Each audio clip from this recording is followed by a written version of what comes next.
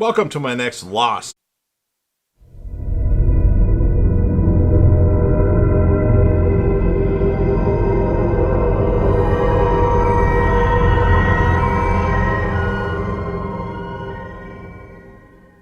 Season 2 episode review video. Before I get into that though, pretty important, if you aren't caught up to the point where I am and rewatching or watching Lost, or you're just not entirely sure, then you definitely need to take the initiative and pay attention to the episode's title, which of course I'll mention as well as put in the description. If that happens to be the case, you find that you're not caught up, it would be my recommendation that you don't watch this video any further to avoid any potential spoilers. And I've already seen Lost 3 times all the way through. The last couple times I've watched the show, which the last time was in 2020, I've binged it and been done with it within a month's time. I don't remember everything about Lost like I do other shows that are in my top shows of all time, because this is definitely top 5, and it may move up. So I want to take my time with it and watch 1 to 3 episodes per week and just let things resonate more. But I'm not the only one that's watching Lost. The legendary Crazy Coffee Man, who you see in various video comment sections such as Lucifer, Breaking Bad, and Dexter, is actually watching Lost for the first time. And he's a big fan of it thus far. So he's joining me on the journey. Join us on the journey and let's discuss this awesome and amazing show. Of course, please don't give any spoilers past this episode, as Crazy Coffee Man is watching this show for the first time. So this will be Lost, Season 2, Episode 11. The title of this episode is called The Hunting Party. And this will be my review, reaction, recap after just finishing watching the episode. So Jack and Christian diagnose an elderly man with a spinal tumor and determine he's not a candidate for surgery. However, the man and his daughter reveal they specifically sought out Jack, whom they know helped his wife to walk after her spine was crushed in a car accident, referring to Sarah. They are looking for a miracle, and much to his father's dismay, Jack agrees to perform the surgery, despite Christian being against it. Then we are around the island again. Jack wakes up in the Swan Station, or Swan, to find an unconscious Locke lying on the floor in the armory. Behind him, Michael shows up with a gun, aiming it at Jack. He tells Jack he is going on a journey after his son, because it is his right as a father. Jack offers to join him, but Michael says he has to do it alone, and he locks both Jack and John Locke in the armory. When Locke finally wakes up, Jack tells him what happened, and Locke confesses and says he gave Michael a gun for shooting practice. Back at the beach, Kate wakes Sawyer up so that Jack can change his bandages. They enter the Swan and discover Locke and Jack are locked in the armory, while Kate enters the numbers into the computer and pushes the button. Sawyer opens the armory door, finding Jack and Locke collecting guns for their mission to try and stop Michael. Sawyer decides to join them, claiming that he needs his doctor around him.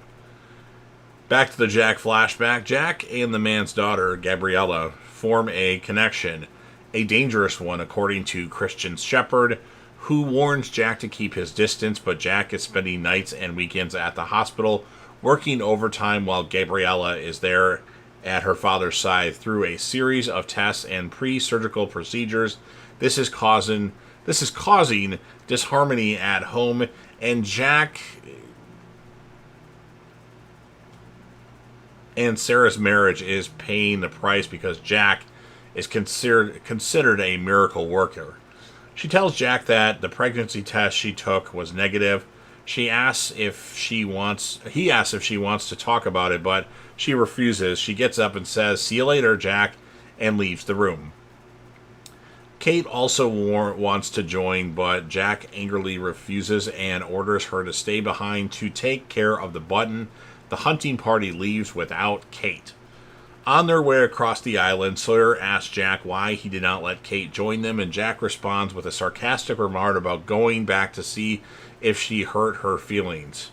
Locke figures out that Michael is not going back to where the tail section place people came from. Back at the camp, Hurley tells Sun and Jin that Michael took off, stole some guns, and went all commando. "Later, dudes. I gotta get to the hatch." Jin begins to pack, hoping to catch up with the hunting party, but Sun stops him. He tells her Michael is his friend, and Sun responds that she is his wife. She doesn't want Jin to leave. Jack and Locke debate whether they have the right to tell anybody what they can or can't do. Of course, if you tell Locke to do, he'll say, "Don't tell me what I can't do." And they also discuss that what Jack will do once they catch up with Michael. Sawyer calls Locke Mr. Clean. The three of them climb a mountain in the jungle while Locke and Sawyer discuss the meaning of Sawyer's nickname. Locke says he knows his real name is James Ford and asks him who he got his nickname from. Sawyer says, "Who says I got it from anyone or anybody?" 7 gunshots are heard in the distance. They run towards the sounds. Locke finds a mark on a tree where a bullet grazed it. They also find 3 of Michael's shell casings. Sawyer encourages them to keep going, and Jack asks him if he is out here for Michael or for payback for getting shot. "You've got your reasons, I've got mine," Sawyer says. After 7.5 hours of surgery, Jack loses his patient on the operating table. Christian Shepherd blames the man's age and weakened heart, but Jack blames himself. Frustrated at his inability to save him, Jack leaves the hospital and finds a distraught Gabriella in tears waiting in the parking lot. And then in a moment of grief and weakness, they share a kiss. Jack pulls away and tells Gabriella that he can't. At night, the three of them argue after Locke loses Michael's trail. Their disagreement is interrupted by a familiar face in the middle of the jungle. "You're exactly right, Jack." Sawyer recognizes him as the son of a bitch that shot me on the raft and tries to shoot him, but a bullet from the bushes grazes Sawyer's ear. Jack asks where Michael is. The man responds that Michael is not going to find them and asks John to build them a fire. He says, "I think it's time we had a talk." Charlie and Hurley thumb through records and discover an old album by a band called Geronimo Jackson. They discuss whether Claire misses Charlie and whether Hurley has a chance pairing up with Libby. So Hurley's really obsessed with Libby in a very short amount of time. Have you noticed that? Saeed shows up asking where Jack and Locke are. Hurley and Charlie update him and tell him that about Michael's quest and that everyone went after him. Jack, Locke, Sawyer, and Kate.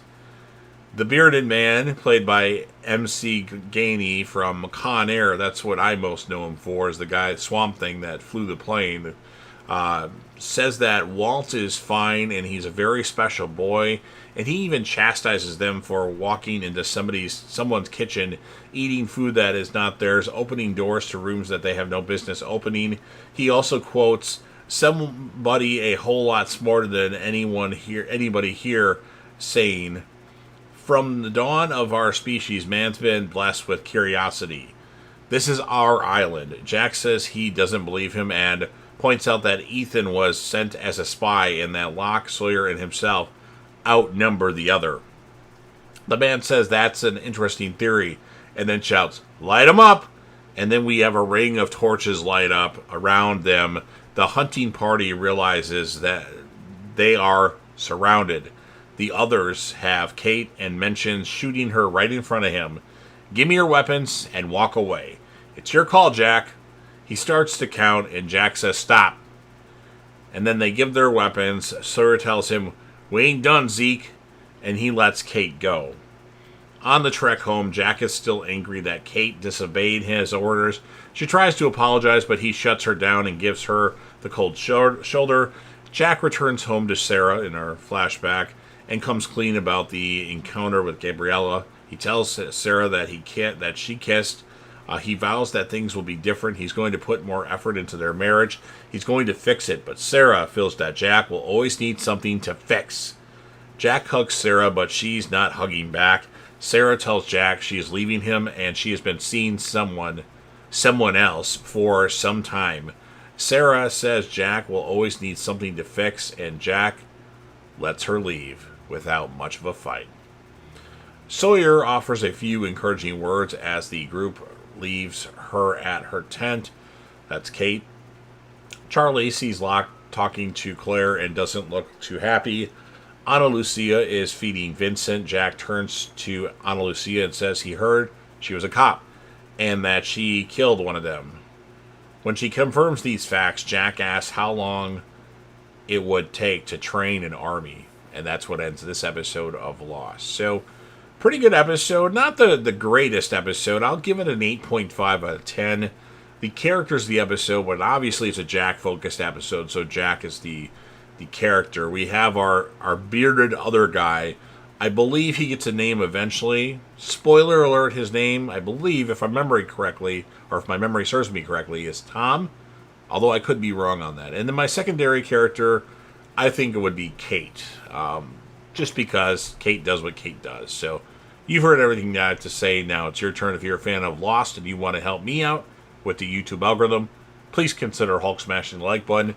Share the video with a friend. Put this video on any one of your social media platforms. Don't forget to sound off in the comment section about what your thoughts are pertaining to this episode of Lost. What would you rate it? And who would be your characters of the episode? And remember, no spoilers past this episode because the legendary Crazy Coffee Man is watching Lost for the first time, and he'll be in the comment section as well. And then last but certainly not least, don't forget to hit that sub button. You're watching the video anyway. Subscribe to the channel. Join the team. Share your damn support and be a part of something special. And you never know what you're going to see on JDev TV.